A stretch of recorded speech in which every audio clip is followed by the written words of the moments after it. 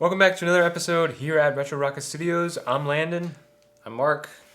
and today we are going to be talking about a plugin for DaVinci, Adobe Premiere, and Final Cut.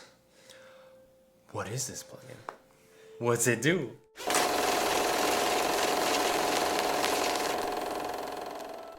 So, what is this mysterious plugin and what does it do? It's called Dehancer Pro, and I don't know if you've heard of this, but it's a film emulation plugin, and it does a pretty good job. And we're gonna be going over some specs, some before and afters video that we've done with it, and we'll kind of show you a side-by-side comparison of what it looks like with the plugin and without the plugin. But basically, this main plugin really shows off like film profiles. Like you have Kodak Vision 3 500T, which we also have a roll right here from Midwest Film Co. Woo! Shout out. You also have some other ones like Kodak Portra 400, even Kodak Portra 160 VC and NC, if you remember those film stocks.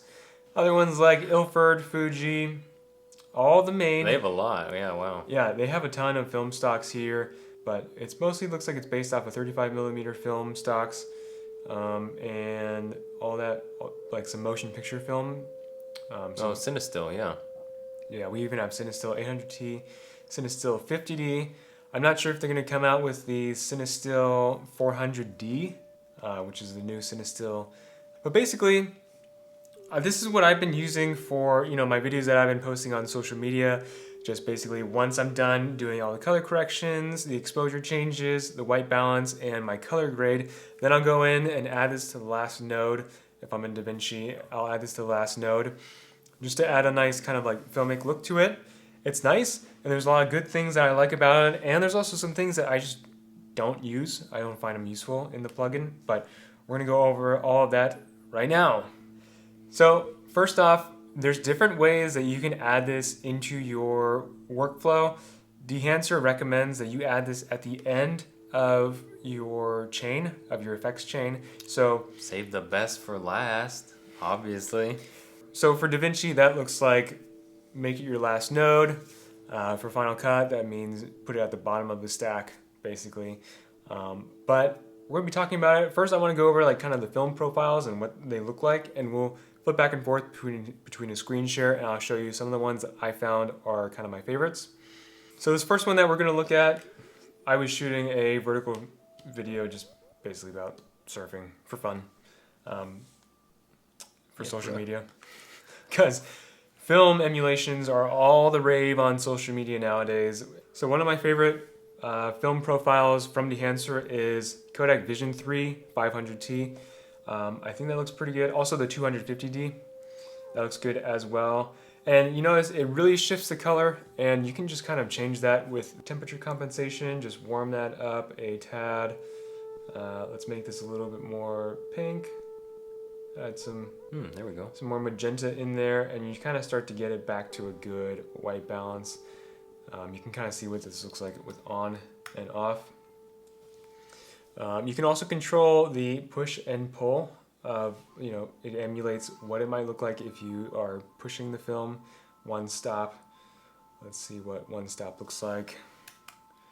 Right there, that's about one stop, and reset it back to neutral. As if we're shooting it at 250 ISO. And then you can also change the black point. I find that this is really helpful if I notice that it's kind of watering down the contrast. And I think that looks pretty good. I think another one that I also found was really fun to use was this Kodak Gold. And I think just basically straight out of the box, it looks nice. So that's the film profiles. And next we're going to be talking about I usually skip over these expand, print, color head. I leave those stock as is. And there's a whole explainer manual from Dehancer. I'm not going to go over all of it because I'm just going to talk about the fun stuff that I actually really use in my workflow. And next we're going to be talking about the thing that I use the most from Dehancer, and that's their film grain emulation. I've used a lot of stuff from different film composites and use those as overlays, and they never quite seem to get like that film grain look right. And I think mostly that's just because it's an overlay. I'm either, I'm changing the blending mode to try and make it look as real, but there's no way to control how much grain shows up in the highlights, midtones, and shadows. And that's really where I see the difference that separates like just overlays and actual film emulation programs and plugins like Dehancer. And that's why I like Dehancer a lot, because I can enable the film grain here like that, and then I can also change the amount. So I think usually this is set to 20. I brought it down to about 1, but for 20, so that you can see it, I'm going to leave it up at the stock amount. But the nice thing is I can control how much film grain is in the shadows, the midtones, and the highlights. Usually the default settings are nice enough, but for things where I just really want to get more detailed, I'll sometimes bring the midtones down a little bit, because I think from my experience, from what I've seen shooting film just in photos with 35mm film cameras, is that usually I see more grain in the shadows and highlights, and a little bit less in the midtones, where that exposure, where the main metering is happening and what I'm exposing for. So right after that, making that one little change, it looks really nice, and we can just zoom in here to about 200% and you can see the difference. So here's with no film emulation, no film grain emulation, and here it is with the film grain emulation. And usually I'll bring this amount, let's see, usually I'll bring this amount down about maybe about 12, 10. Yeah, just to kind of get it where it's subtle and it's not too like in your face. Yeah. So we don't want it to look like an Instagram filter. Yeah, I want this to look like, authentic and not just like fake. Slapped on, yeah. Yeah. That looks good.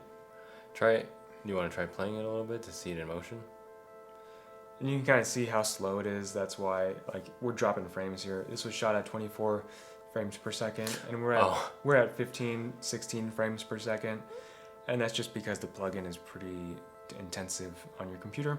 I thought you filmed this in slow motion. No. Okay, I see. And the next section of the plugin is for halation and bloom, and this is probably another one of my favorite sections. Whatever. So here's the halation enabled, and you can kind of start to see it right around the rim of my head, and some other more like highlighted parts like around the fin. Like here, let's just turn this on and off. Yeah, you see that. Yeah. And all these different sliders do a ton of different things, and you can really customize it and fine tune it to where you want it to show up. Mostly the sliders that I use are the amplify and impact sliders. Impact kind of controls how much of the halation you see. Amplify controls like the threshold of the highlights. So we're just gonna boost up the amplify here, and you can kind of start to see that the image becomes more sensitive to the parts that the halation is applied to, and then impact, just where that halation is already applied, gets increased. Yeah, see, so like that's extreme. I would never really go that high. Especially like, I guess keeping in mind the film stock that we're using, Kodak Gold, you don't really see a lot of halation with it. So whenever I'm using this section, I just try to keep in mind the film stock that I'm using, and try to keep it as realistic what I might see with that actual film stock as well. But right now I think the default just looks good. When you change the film stock, does it change the default settings of the halation? No, so that stays the same. So we're going to stay on Cinestill 500T with the film emulation, the film grain enabled, and the halation enabled. And now we're going to go to my next section that I like, and that's bloom. And I mean, you can guess what this does. You saw it happen. It's basically like you're trying to put a pro mist filter on your lens, and it's just doing this in post.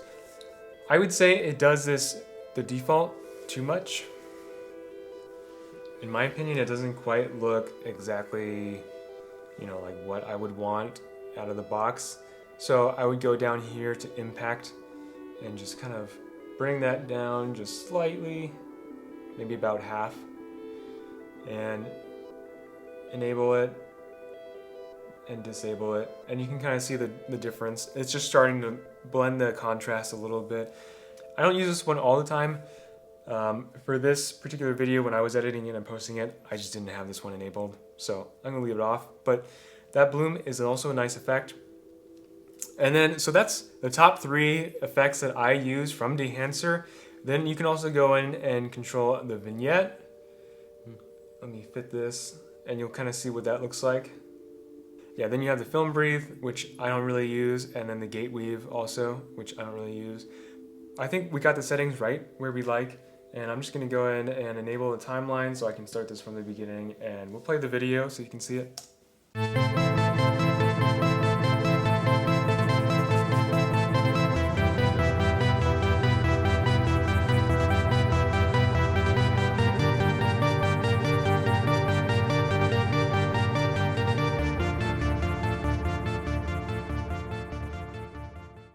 So here it is off. This is stock Analogue, shot in 8K RAW. That's also why I'm using it in DaVinci, because DaVinci is the only software right now that can read in RAW, really. And so Dehancer is off. Now I'm going to turn it on.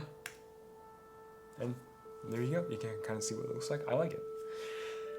So I'll also be throwing in some other clips about, you know, some horizontal footage of what Mark and I shot. I'll show you before and after and some side-by-side so you can get an idea of what it looks like in horizontal footage. Because in reality, we're going to be mostly using this for horizontal and once in a while social media posts. Okay, so that's Dehancer Pro, the plugin for DaVinci, also Final Cut and Adobe Premiere. We have a discount if you want to check it out in the notes in the comments section below. You can use our coupon code Akiyama, and we also get a kickback when you ever use that. So if you can, just go ahead and try to use it. That would be appreciated.